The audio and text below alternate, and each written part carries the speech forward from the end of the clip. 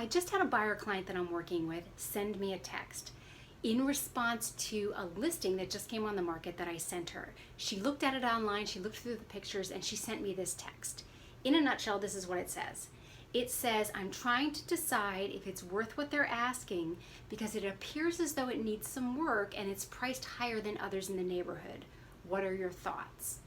So my thoughts are this. Number one, if you're looking at photographs of a property and it appears as though it needs work and you're not interested in getting or purchasing or being involved in a property that needs updating or any kind of work, then swipe right or left or whatever it is you need to do to move on to the next property. Don't give it any headspace, all right? Don't even consider it anymore. Not for you, okay? Number two, if you see a property and it kind of looks like, you know, the photographs are this and that, and maybe it needs some work or maybe it doesn't, but you can't tell because the photographs don't always show everything. Now, my cat is scratching the chair right here. Can you stop it, please? I was in a property today and the photographs did not do it justice. So, I mean, the photographs were great. There were like 70 of them. It was like from every single angle. But while I was in the property, I was like, yeah, the photographs did not do this place justice. Being in the property was radically different than the experience that the photographs gave me. Some places are like that. On the other hand, a lot of times agents don't photograph things that need work or things that are not really pretty, so you don't get a full picture of exactly what it will be like to be in the property.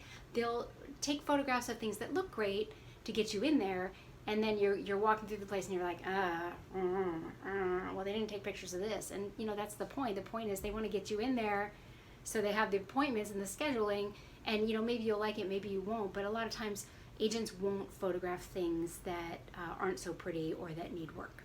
Okay, so that's that. The other thing is, it's not your job to determine its worth, okay? That's the appraiser's job. Leave that up to them. An appraiser goes to scores of hours of direct coursework, like actual classwork, to learn their trade and their skill. And then they have to complete something like, I might be off on this a little bit, but it's somewhere in this ballpark, like 400 hours of apprenticeship.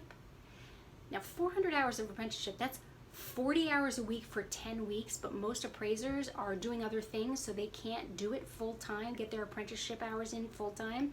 So even if they're only doing 10 hours a week, that takes 40 weeks. That's almost a year of their life to get to qualify to take the test to possibly get their license. So they go through a lot of training. They know what they're doing. That's their job. Leave that up to them. Okay, and here's the other thing.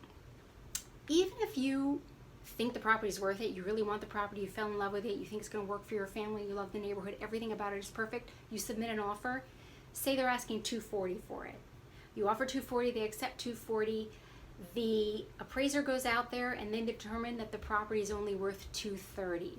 Now, the lender is not going to loan more than the appraised value on the property. So you have a choice to make. If the seller's not willing to drop the price to $230, whatever the appraised value is, then there's two other options. One, you can get out of the contract, or you can, if you have the ability to, you have the funds available and you're willing to, you can bring cash to the settlement table to make up the difference between the appraised value and the agreed upon sale price.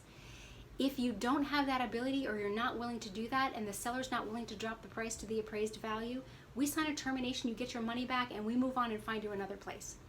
So that's my answer to that question. Is the property worth it? Okay? The more you know.